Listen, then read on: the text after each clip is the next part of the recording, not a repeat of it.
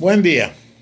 Eh, una vez que nosotros ya hemos evaluado el sistema de control interno, hemos conocido la opinión de los servidores y hemos logrado tener una opinión no sustentada en documentos, no sustentada en investigación, pero sí sobre la base de los criterios que tienen los empleados y trabajadores de la institución, podemos establecer algunas cosas, ¿verdad? La dijimos en la grabación pasada, que la entidad ha comunicado probablemente las funciones de la organización en tanto y en cuanto la respuesta de la fortaleza del sistema de control interno sea alta, sea fuerte, o si es media, podemos entender que puede haber existido alguna información de cuál es su trabajo, cómo debe cumplir la tarea, qué tipo de maquinaria utiliza, cuál es la metodología aplicable en términos de la capacitación que se le dio al funcionario, cómo se escogió al funcionario, ¿verdad? Cómo se lo hizo miembro de la organización sobre la base de un análisis de sus capacidades, sus competencias, su comportamiento, su aplicación de valores. Todo eso vamos descubriendo en el análisis o en el estudio de la evaluación del sistema de control interno. Pero jamás debemos olvidarnos que esto sigue siendo una opinión de los servidores. No es la opinión definida del auditor.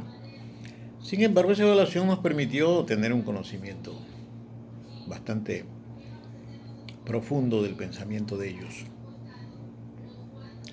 bastante profundo del nivel de organización que tienen, el nivel de comunicación y el nivel de cumplimiento en los términos de su propia apreciación. Ahora tenemos que pasar pues, a la fase 4, que es trabajo en el campo. Se conoce así porque es trabajar en la búsqueda de la evidencia suficiente y pertinente, como claramente lo plantea la norma tercera de las normas de auditoría en referencia al trabajo, evidencia suficiente y pertinente. Es decir, que ahora yo voy, sobre la base de los procedimientos, voy a intentar establecer la eficiencia de las operaciones vinculadas lógicamente a la pregunta. No se olviden que la pregunta es fundamental. ¿Por qué? Porque la pregunta nace de la ley, de la norma. Siempre estoy repitiendo eso. La pregunta nace de la ley, de la norma. La gente nos está contestando si cumple con la ley o la norma. Ahora, en esta nueva fase, entonces nosotros vamos ya a evidenciar ese cumplimiento de la ley, de la norma, con la aplicación de los procedimientos para establecer si las actividades son cumplidas, si las actividades son cumplidas, sobre la base de criterios técnicos preestablecidos, sobre la base de disposiciones realizadas por medio de la ley nacional, de la ley local, de la ley institucional. Pero aquí se trata ya de hechos, de análisis de hechos, ¿verdad? Y tenemos que ir un poco desmembrando la actividad que queremos estudiar. Si hablamos de una auditoría administrativa, ¿verdad? Entonces estamos hablando de la necesidad de desmembrar desde el objetivo general y su clasificación en objetivos específicos. Y los objetivos específicos a su vez se van desglosando en cada una de las unidades que permiten que ese objetivo se logre. Ejemplo, si yo quiero tener una cantidad de producción X, entonces necesito yo también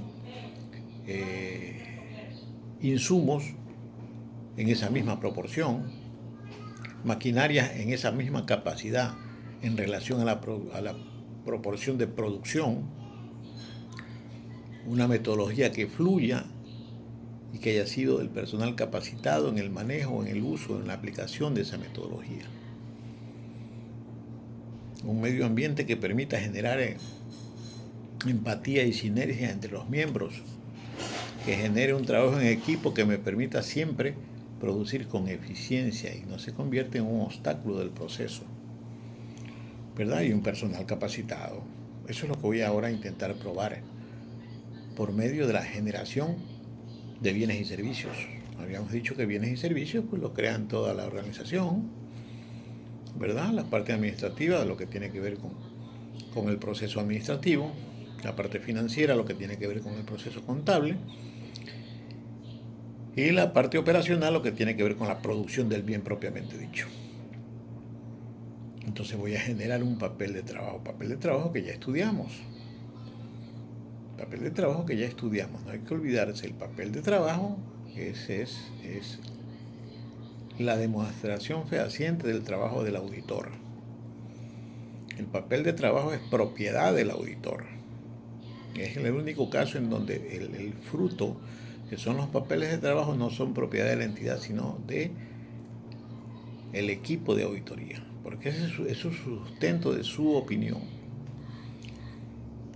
Habíamos estudiado entonces que el papel de trabajo se divide en tres grandes partes. Una parte que tiene que ver con la identificación o el encabezamiento. Y la identificación o el encabezamiento corresponde a identificar la entidad, a identificar el tipo de auditoría que estoy haciendo, a señalar el periodo que va a cubrir esa auditoría que nosotros en nuestro léxico de control la conocemos como alcance de la auditoría, ¿verdad? Y la fecha en que se realiza. Allí podemos aumentar cualquier otro dato que nosotros consideremos importante que nos permita identificar la entidad y el trabajo realizado.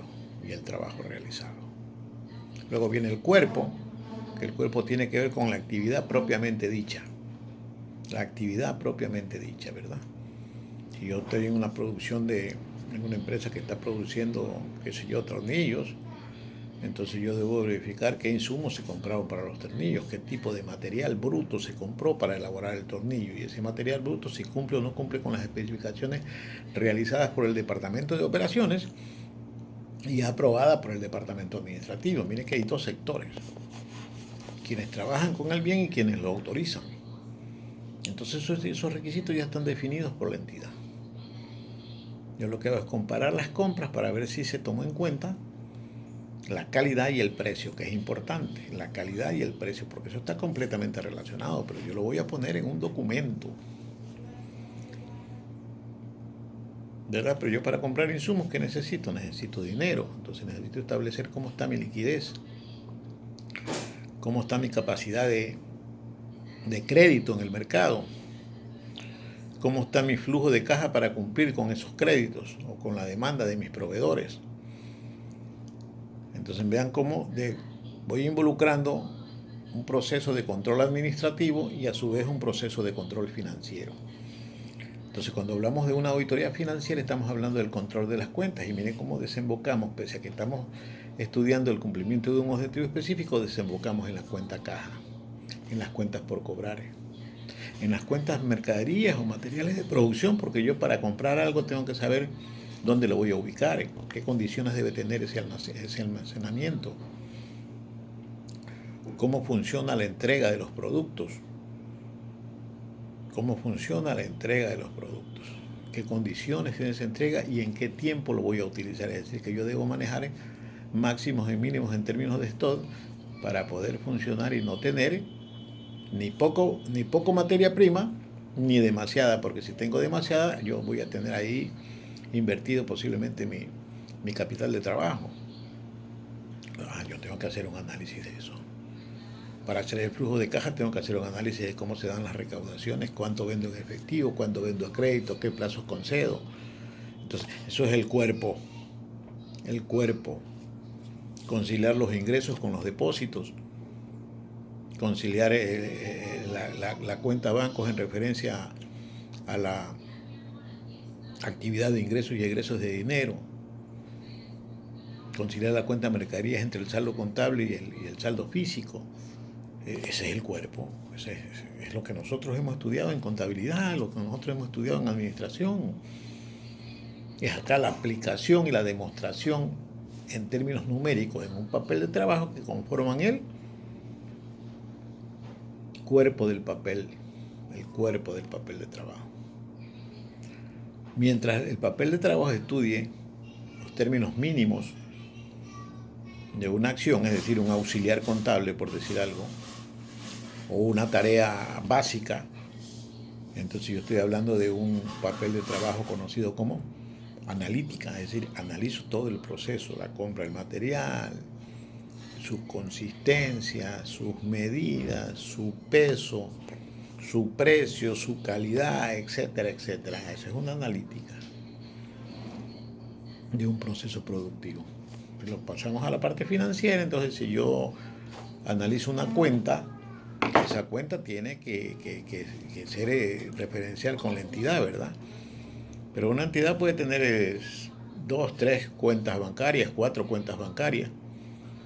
Entonces cuando yo analizo una, estoy haciendo una analítica de esa cuenta. Y tengo que hacer tantas analíticas como cuentas existan, de corriente o de ahorro. Y después yo sumo los valores para obtener el gran valor de la cuenta bancos.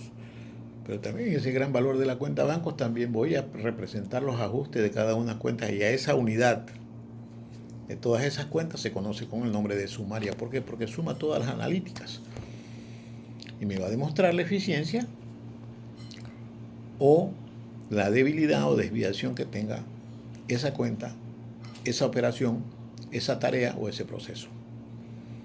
Si somos eficientes, entonces significa que vamos a lograr el objetivo, y tranquilamente la auditoría lo que puede hacer es dar una razonabilidad al manejo de los bienes organizacionales. Si no, pues habrá que presentar la última parte del papel de trabajo, que tiene que ver con el hallazgo, que nosotros ya lo hemos repetido algunas veces, pero que es importante estarlo estudiando por repetidas ocasiones, de manera que tengamos claro cuál es el funcionamiento del hallazgo. Y hemos dicho que el hallazgo tiene 4 atributos fundamentales, ¿verdad?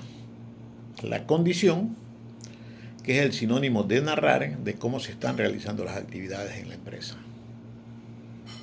El criterio, que es tomar de la ley, de la norma, de la técnica o de la ciencia cómo se deben hacer las actividades. Miren entonces que yo ya tengo allí descrito, por eso se llama descriptiva, cómo se están haciendo y cómo deben hacerse. Si yo comparo esas cosas y determino que son iguales, la aplicación de la técnica o el concepto de la técnica y la aplicación de la misma, entonces estoy definiendo que estamos siendo eficientes, que estamos siendo razonables en el manejo de los recursos. Pero si hay diferencias entre el concepto y la aplicación, entonces yo tengo que buscar qué efectos tiene, cómo me impacta en la organización. Porque me puede impactar positivamente, eso me significa que yo debo recomendar cambiar la norma y tomar otro parámetro de norma, ¿verdad? Si su efecto es igual sin romper los controles, entonces no tiene un impacto y por lo tanto no es un hallazgo. Y si es negativo, entonces yo debo recomendar necesariamente que la actividad vuelva a su criterio de origen o a su aplicación de origen, ¿verdad? Entonces estoy hablando ahí del protocolo de mantenimiento, que es el que estamos estudiando. Entonces miren, yo ya tengo ahí condición, criterio y efecto. Ahora, todo efecto proviene de una causa, entonces yo lo que tengo que averiguar es la causa. ¿Por qué ocurrió? ¿Cuál es el fenómeno que permitió que eso ocurra? Entonces yo voy a buscar las causas y tengo que buscar la causa raíz, la causa fundamental, para que una vez detectada yo pueda recomendar más adelante su mejora, que esas causas se eliminen y no permitan una desviación y por lo tanto la presencia de una debilidad en el sistema, ¿verdad? Ya una vez ya constituidos los 4 atributos, yo voy a pasar a la conclusión. ¿Qué es la conclusión? ¿Verdad? Es la redacción de los impactos que recibe la organización por efectos de una actividad mal aplicada. Entonces, la conclusión está dada por la sumatoria de la condición, el efecto y la causa. La condición, el efecto y la causa. De allí yo debo sacar la conclusión. E inmediatamente debo recomendar qué hacer, pero para recomendar qué hacer yo no me estoy inventando de mi memoria una recomendación. Siempre tengo que remitirme a la ley, a la norma, a la técnica, a la resolución que existe para construir ese bien o ese servicio, ¿verdad? No nos olvidemos, y quiero repetirlo. Cada una de las unidades tiene su propia producción. La administrativa, organizar, dirigir, ejecutar, controlar, retroalimentar, y ahí están todas las unidades, el departamento administrativo, el departamento de seguridad, el departamento de personal, el departamento de capacitación, etcétera, etcétera. ¿Verdad? El departamento financiero se encarga de ¿qué? De controlar las actividades y de asesorar a los funcionarios principales, que nos permitan a nosotros desarrollarnos. Y la unidad productiva, que es la que produce bienes y servicios, pero yo primero lo tengo diseñado. Vamos a producir de esta manera. Y de esa manera se cumple la actividad. Entonces yo cuando comparo la condición con el criterio, digo, así lo diseñamos, veamos cómo lo están aplicando. Y lo que he hecho es compararlo. Pero lo importante, la recomendación la doy sobre la norma. Solo en los casos extremos, en entidades no organizadas, que no exista una norma para determinado tipo de actividad, entonces yo acudo a la práctica sana. Siempre acudiré a la práctica sana mientras en tanto y en cuanto yo encuentre un defecto que no tenga una disposición establecida con anterioridad. Y por último, el papel de trabajo tiene que tener marcas. ¿Qué son marcas? Son iconos que nos permiten establecer de dónde tomé la información, con qué comparé la información, qué tipo de rastreo hice. Entonces nosotros con eso completamos todos los papeles de trabajo con lo que tiene que ver con los objetivos, con las cuentas, con las operaciones, con las actividades, dependiendo el tipo de auditoría que estoy realizando. Si es para la casa de una auditoría financiera, entonces yo voy a concentrar mis atenciones en los estados financieros, en la demostración de la generación de riqueza o la pérdida de riqueza, en el incremento de la calidad del precio, ¿verdad? En la disminución del precio o el aumento de la cantidad, porque ustedes saben que las empresas intentan bajar los precios para vender en volumen, porque las utilidades se ven en volumen. A eso lo vamos a demostrar en los papeles de trabajo y vamos a dar una recomendación sobre esos hechos. Entonces vamos a tener papeles de trabajo como tanta actividad, tarea o cuenta participe en un proceso. Todo tenemos que controlarlo. No lo vamos a controlar al 100% seguramente, pero sí lo vamos a hacer con una muestra. Por eso hemos dicho nosotros que el procedimiento contiene el área, la técnica y la muestra. Entonces siempre las auditorías tienen un riesgo. ¿Por qué? Porque no controlamos el 100%. Controlamos una parte. Y esa parte importante que controlamos nos da un pronóstico de hacia dónde se dirige.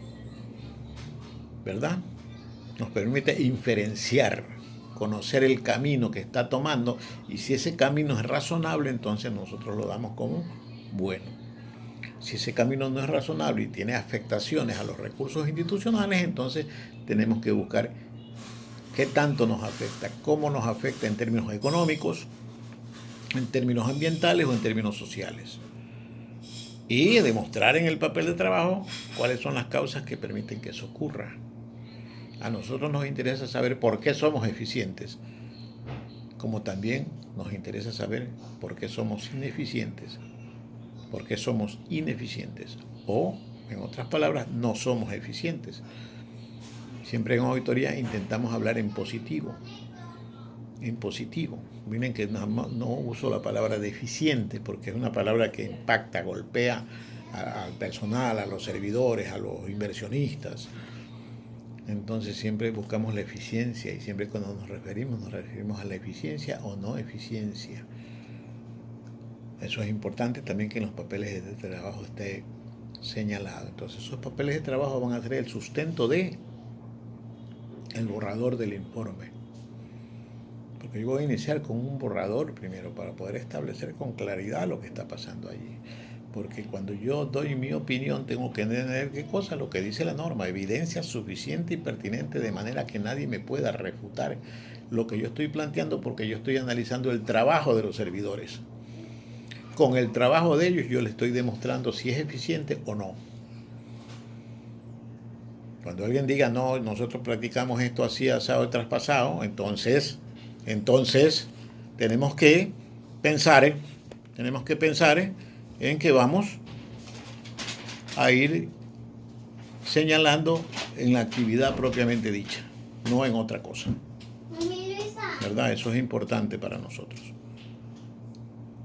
Con esto puedo decir yo que hemos terminado más o menos un análisis de lo que es la fase 4, trabajo en el campo, y podemos en la próxima clase empezar ya a discutir, a conversar, a planear cómo trabaja el asunto de la comunicación desde el inicio de la autoría hasta el final de la misma.